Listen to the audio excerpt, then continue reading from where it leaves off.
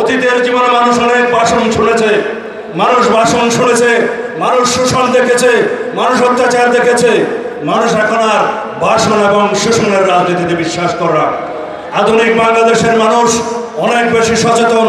Social মিডিয়ার বাংলাদেশ এখন। আপনাদের সবাইকে সোশ্যাল মিডিয়ায় তৎপর থাকতে হবে। আমাদের বিরুদ্ধে যে অপপ্রচারণা চলছে সোশ্যাল মিডিয়ায়, তার বিরুদ্ধে আপনাদেরকে কাউন্টার করতে হবে।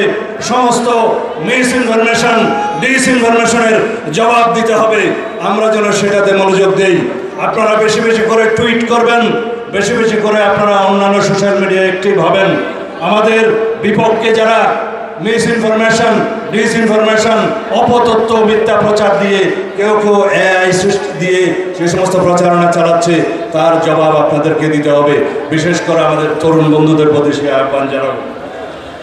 আমরা বিচার অবশ্যই নিষ্পন্ন করবো, ইনশাআল্লাহ বাংলাদেশের মানুষ নিষ্পন্ন করবে। চালিয়েছে, মানবতা বিরোধী অপরাধ করেছে, বিগত 16 বছরে গুম করেছে। এদেশের নিরীহ মানুষকে হাজার হাজার মামলা দিয়ে, লক্ষ লক্ষ মামলা দিয়ে নির্যাতন করেছে, নিপীড়ন করেছে। এদেশের মানুষকে বিভিন্ন রকমের নির্যাতনের মধ্যে দিয়ে যেতে হয়েছে। তার প্রত্যেকটি বিচার হবে ইনশাআল্লাহ এই বাংলাদেশের মাটিতে। কিন্তু বিচার একটি দীর্ঘ প্রক্রিয়া। বিচার শুরু হয়েছে শেখ হাসিনার এবং তার দোসরদের বিচার শুরু হয়েছে। এটা কেবল নমুনা। এই ট্রাইব্যুনালের সংখ্যা বৃদ্ধি করা হবে, প্রসিকিউশনের সংখ্যা বৃদ্ধি করা হবে, তদন্ত টিমের সংখ্যা বৃদ্ধি করা হবে, প্রত্যেকটি অপরাধের বিচার করা হবে ইনশাআল্লাহ। রইল সংস্কার। সংস্কার একটি চলমান প্রক্রিয়া। আমাদের নেতা জনাব তারেক রহমান, দেশনেত্রী বেগম খালেদা জিয়া এই দেশের সংস্কারের প্রবক্তা।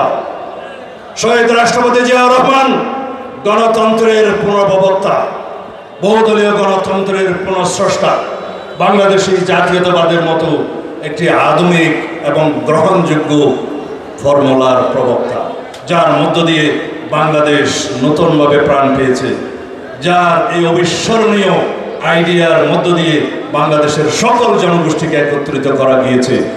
এখানে আমরা সমন্বয়ের রাজনীতি করি। আমরা ধর্ম, বর্ণ, গোত্র নির্বিশেষে, সকল ভাষাভাষী, সকল সংস্কৃতি নির্বিশেষে সকলেই বাংলাদেশে হয়ে আমরা রাজনীতি করি।